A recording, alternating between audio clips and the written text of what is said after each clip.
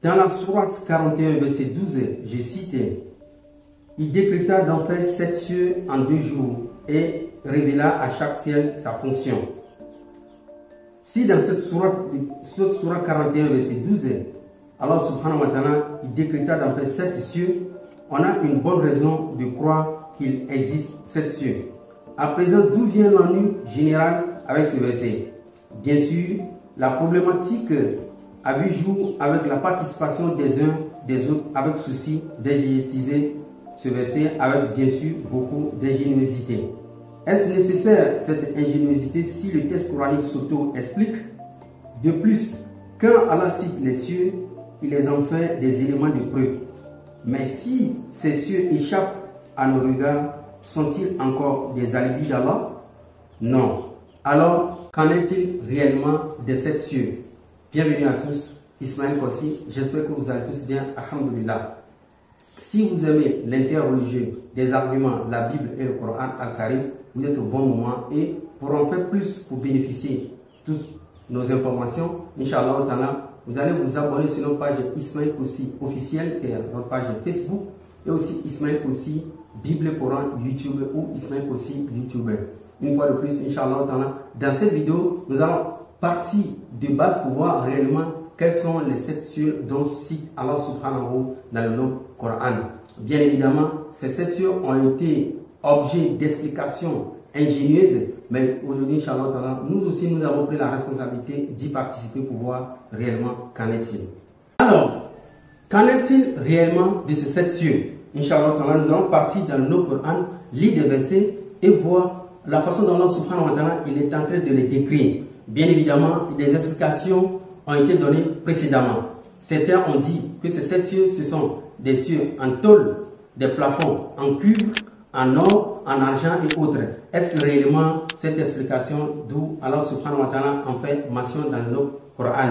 Donc nous allons partir dans le texte sans citer des éléments extérieurs, mais nous allons plutôt rester dans le texte pour voir réellement ce que dit le texte dans ses nominations individuelles. Inch'Allah.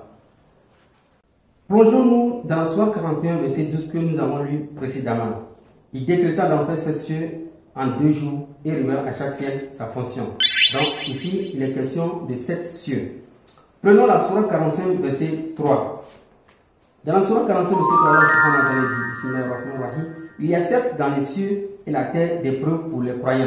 Donc Allah subhanahu wa ta'ala nous dit que dans les cieux, il y a des preuves. Donc du coup, si Allah subhanahu wa ta'ala nous dit que dans les cieux, il y a des preuves, c'est qu'il y a des choses qu'on voit dans les cieux. Mais quand on regarde au-dessus, l'atmosphère, quand on regarde au-dessus, en haut de nous, on ne trouve rien qui s'appelle ciel. Mais on trouve des éléments. Donc Allah subhanahu wa ta'ala nous dit qu'il y a des éléments dans les cieux.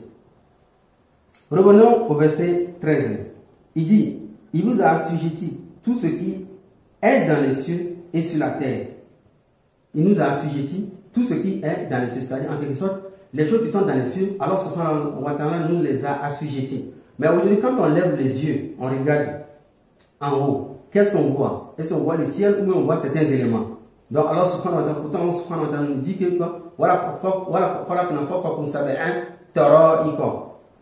il dit qu'il a créé des couches 7 en haut de nous. Mais est-ce qu'on les voit? Donc c'est l'objet de cette vidéo, Inch'Allah ta'ala. Toujours dans la sourate 23, verset 17. Allah subhanahu wa ta'ala dit, Bismillahirrahmanirrahim, wa laqad khalaqna fawqakum sab'an tara'iqa wa ma kunna 'anil khalqi ghafilin. En français, Allah subhanahu wa ta'ala dit, nous avons créé au-dessus de vous 7 cieux. Donc si Allah subhanahu wa ta'ala nous dit qu'il a créé au-dessus de nous 7 cieux, il nous parle de quelque chose qu'on voit. D'où il a dit précédemment dans notre verset qu'il nous a assujetti ces choses-là. Un autre verset, Allah subhanahu wa ta'ala dans la sourate 2, verset 29, il dit, c'est lui qui a créé pour vous tout ce qui est sur la terre, puis il a orienté sa volonté vers le ciel et en fit 7 cieux. Toujours le nom Coran dans la sourate 2, verset 29, il est question de 7 cieux. Là où il y a une majeure problématique, d'où nous devons repartir à la base pour méditer sur ce verset pour voir ce dont Allah subhanahu wa ta'ala est en train de parler en illustrant avec les 7 cieux. Ici dans la sourate 22, verset 65, Allah subhanahu wa ta'ala dit, n'as-tu pas vu qu'Allah vous a soumis tout ce qui est sur la terre ainsi que le vaisseau qui vogue sur la mer par son ordre? Il retient le ciel de tomber sur la terre. Il retient le ciel de tomber sur la terre. Donc, quand on lève les yeux, on voit le ciel. Mais alors, subhanahu wa ta'ala nous dit qu'il retient le ciel pour ne pas que le ciel tombe sur nous. Pourtant, le ciel, c'est un espace atmosphérique qui a de fines particules dont on ne voit pas une forme ou bien un objet solide qui peut tomber, qui peut nous faire du mal. Bah, du coup, si le ciel était un espace atmosphérique, c'est suspicieux de dire que le ciel va tomber sur nous. Donc, du coup, là, on a encore une autre piste pour méditer. D'où, alors, subhanahu wa ta'ala, il veut en venir par rapport aux 7 cieux. Surat 35, verset 41. Alors, subhanahu wa ta'ala dit, Allah retient les cieux et la terre pour qu'ils ne s'affaissent pas. Ici, Allah subhanahu wa ta'ala nous dit qu'il retient les cieux pour qu'ils ne s'affaissent pas. Donc, mais on se pose maintenant la question finale. De quoi parle Allah subhanahu wa ta'ala avec toutes ces informations des cieux qui ne doivent pas tomber sur nous par sa force qui les retient. Donc, du coup, bienvenue à tous ici. Comme vous le savez, nous, ce qui nous intéresse souvent, ou bien de façon raisonnable, c'est de lire le texte original. Nous allons voir un seul verset où Allah subhanahu wa ta'ala, il nous a fait mention, il nous a orienté vers un côté pour comprendre tout son discours. Prenons la Surah 41, verset 12. Allah subhanahu wa ta'ala dit, Bismillah ar-Rahman ar-Rahim, فَقَدَهُنَّ سَبْعًا سَمَاوَاتٍ فِي يَوْمَيْنِ وَأَوْحَى فِي كُلِّ سَمَاءٍ أَمْرَهَا. Lisons le texte en français. Il décréta donc 7 cieux en 2 jours et révéla à chaque ciel sa fonction. Ici, il est question de fonction. Dans le texte, il est question de Amra. Amr, dans le Coran, veut dire commandement. Bah, si Allah subhanahu wa ta'ala en revient, il parle de 7 cieux, d'où il nous dit qu'il leur a révélé son commandement, ça veut dire que ce sont des éléments quoi? Qui se meuvent. Ce sont des éléments qui se meuvent. Parce qu'un élément qui ne se meut pas, qui ne fait pas de mouvement, c'est impossible de lui donner un ordre. Donc, si on est tous d'accord que pour donner un ordre à un élément, il faut que l'élément soit un élément de mouvement. Pas, il ne va pas rester inerte, ni pétré. Donc, du coup, là, on a la première piste que Allah subhanahu wa ta'ala est en train de parler des choses qui se meuvent. Du coup, quels sont ces 7 cieux qui se meuvent, qui font des mouvements, qui ont reçu un commandement? Inch'Allah. Prenons la sourate 17, verset 44. Les 7 cieux et la terre et ce qui s'y trouve célèbrent sa gloire. Les 7 cieux et la terre et ce qui s'y trouve célèbrent sa gloire. Donc ici, Allah subhanahu wa ta'ala est en train de nous dire quoi? C'est un verset phare, Surah 17, verset 44. Il y a des éléments qui sont dans les cieux qui célèbrent sa gloire. Comme on venait de le dire tantôt, que on ne peut célébrer la gloire d'Allah subhanahu wa ta'ala que si on est un objet qui se meut. Donc, bienvenue à tous. Le décryptage du Coran, c'est dans le Coran. Alors, pour illustrer nos propos, prenons toujours le texte coranique en vigueur. Prenons la Surah 10, verset 101. Alors, subhanahu wa ta'ala dit, dis, regardez ce qui est dans les cieux et sur la terre, mais ni les preuves, ni les avertisseurs, entre parenthèses, les prophètes, ne suffisent à des gens qui ne croient pas. Allah dit, dis, regardez ce qui est dans les cieux et sur la terre. Alors, subhanahu wa ta'ala oriente l'être humain à regarder ce qui est dans les cieux et sur la terre. Sur la terre, on a tout. On voit les arbres, on voit la mer, on voit tout. Maintenant, qu'est-ce qui est dans les cieux?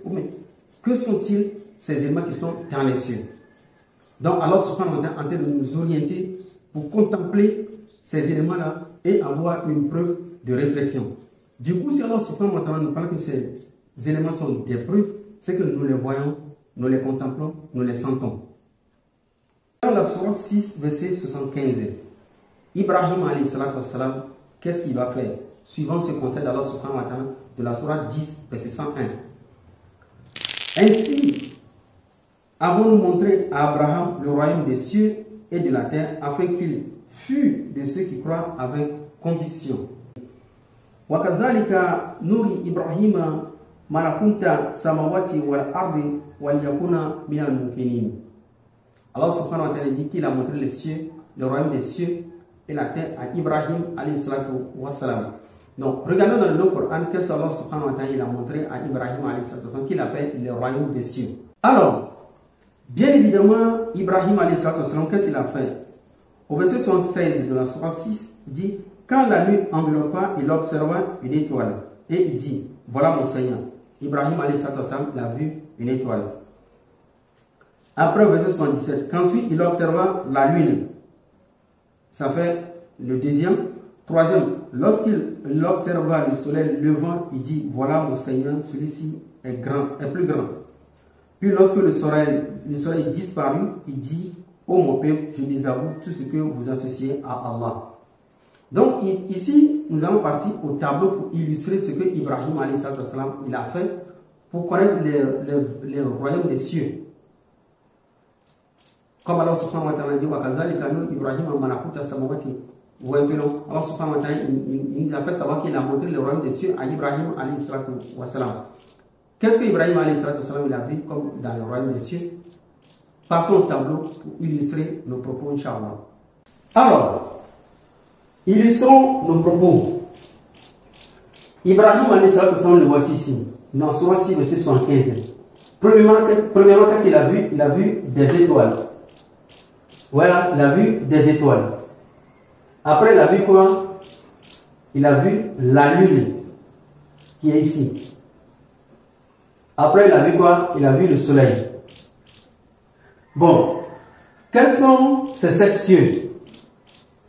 Nous l'avons dit précédemment que Allah subhanahu wa ta'ala dit: Allah subhanahu wa ta'ala, il a révélé à chaque ciel sa fonction. Donc du coup, ce sont les éléments qui se meuvent. On a le premier ciel qui est le ciel de l'air, qui est proche de nous. On a le deuxième ciel qui est le ciel de nuages. On a le troisième ciel qui est la lune. On a le quatrième ciel qui est les planètes. Le cinquième ciel qui est le soleil. Sixième ciel qui est les étoiles. Et on a le ciel de l'enveloppe. Ça, c'est comme la coquille de l'œuf. Ibrahim alayhi salatu wa salam, il est ici, il est sur cette terre. Il lève sa tête, il voit les étoiles. Il voit la lune. Mais pourquoi quand il a vu les étoiles, pourquoi ne pas avoir parlé du soleil? Non. On a ici les étoiles qui englobent. Parce que la terre, elle est sphérique, elle a une forme sphérique.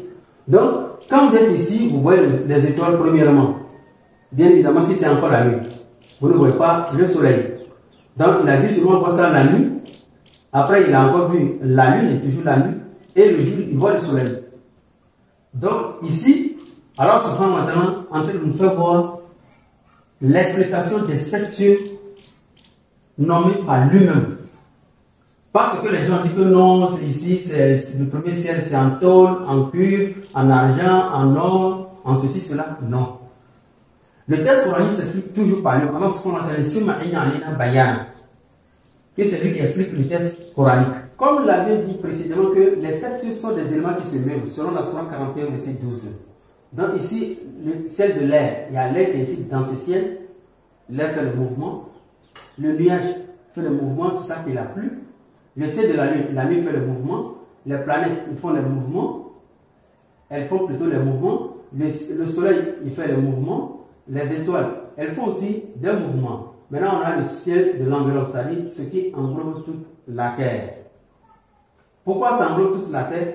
Si vous avez un élément, par exemple, un objet dans une cuvette, si vous le mettez dans une cuvette, l'objet va rester là-bas. Mais si l'élément se meut et vous mettez dans une cuvette, la cuvette n'est pas couverte, l'élément va sortir. Donc, on a ici le ciel de l'enveloppe qui enveloppe tout. Et donc, pour même dans un autre verset, Allah subhanahu wa ta'ala dit, il défie les mécréants, que les mécréants qui ne veulent pas adorer, s'ils ont le pouvoir de sortir dans l'espace des cieux et la terre, qui sortent.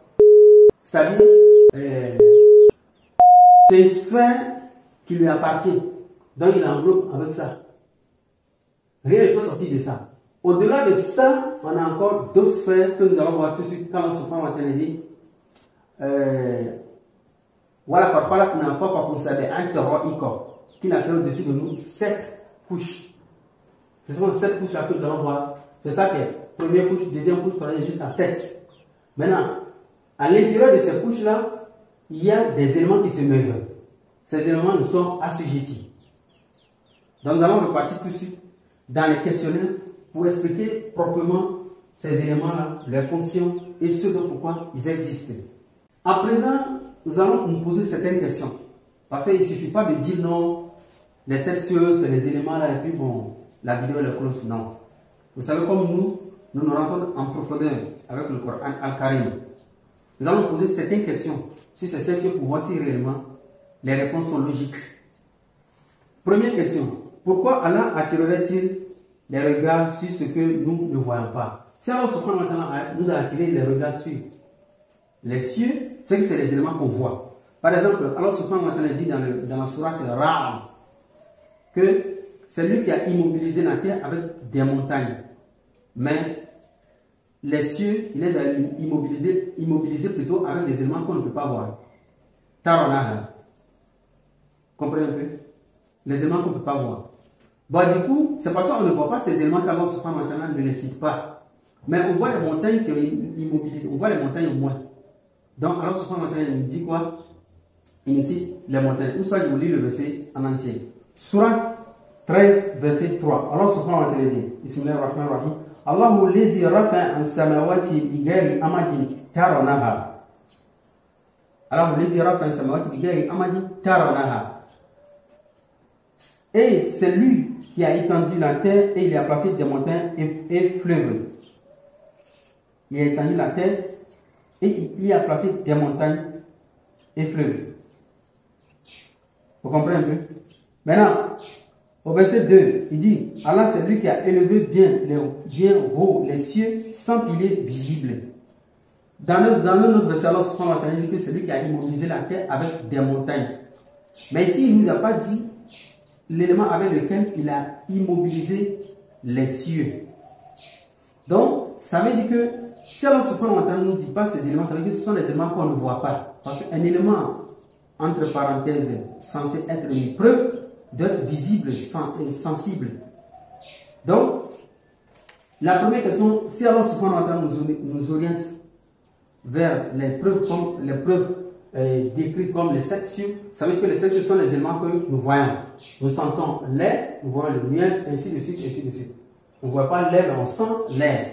Mais ici, on ne sent pas un élément avec lequel Allah subhanahu wa ta'ala a retenu les cieux. Donc, il n'a pas cité Bighairi amadin tarawnaha, qu'on ne peut pas voir. C'est ce qu'il lui a dit. Le texte coranique. Une autre question pour vous. La terre a une forme sphérique comme une coquille. Oui, parce que nous avons dit tout à l'heure, la terre a une forme sphérique. Donc, on a le ciel de l'enveloppe qui vient jusque là. Donc, du coup, quand vous êtes là, vous êtes quelque part ici, vous pouvez voir le soleil, les étoiles premièrement. Raison pour laquelle, dans un autre verset, Allah subhanahu wa ta'ala, il a dit que celui qui a découvert le ciel le plus proche avec les étoiles. Le ciel le plus proche avec les étoiles. Pourtant, quand on regarde le ciel le plus proche, c'est ça qui est le ciel de l'homme, soit le nuage. Mais ici, il a parlé des étoiles. Donc, les étoiles, comme la Terre a une forme sphérique, ça fait le rond. Donc, quand ça fait le rond, tu es ici, tu vois quoi? Tu vois les étoiles. Le texte coranique. Alors, allons à la troisième question. Pourquoi les cieux nous sont-ils assujettis?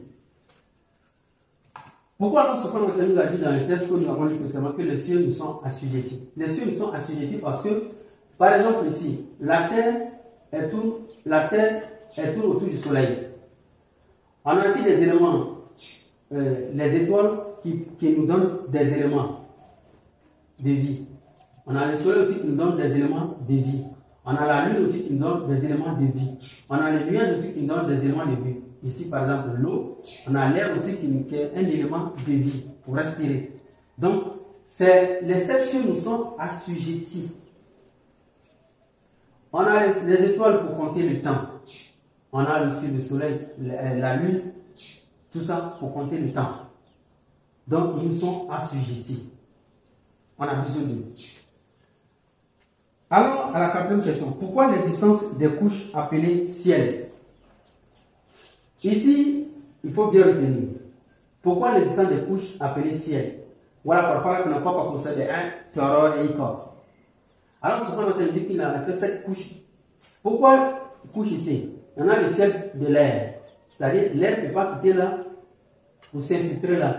Sinon, reviendra un désordre. La Lune aussi ne peut pas quitter là pour rentrer dans la superficie des planètes, ni la planète aussi pour s'infiltrer ici, ni le Soleil pour s'infiltrer ici, ni le Soleil là, ainsi de suite, pour éviter quoi? Le désordre total. Par exemple, quand même dans un autre verset, alors subhanahu wa ta'ala dit, j'oublie un peu, il dit, s'il y avait un autre Dieu plus que lui, les cieux et la terre seraient en désordre. Ici, pourquoi Allah subhanahu wa ta'ala a mis tous ces éléments-là, chacun dans sa superficie? C'est juste pour les synchroniser, les immobiliser dans une place où il n'y aurait pas de brèches. Donc, ça, on peut dire, les couches là, c'est fait pour protéger les éléments à l'intérieur. Le Coran, encore une fois de plus. Alors, allons à la troisième question. Pourquoi l'existence des cieux? Les cieux existent, comme nous l'avons cité tantôt, les cieux, ils existent pour l'être humain. Et aussi pour compter le temps de la vie de l'être humain. Compter le temps, la durée que nous allons avoir sur cette terre jusqu'à la fin.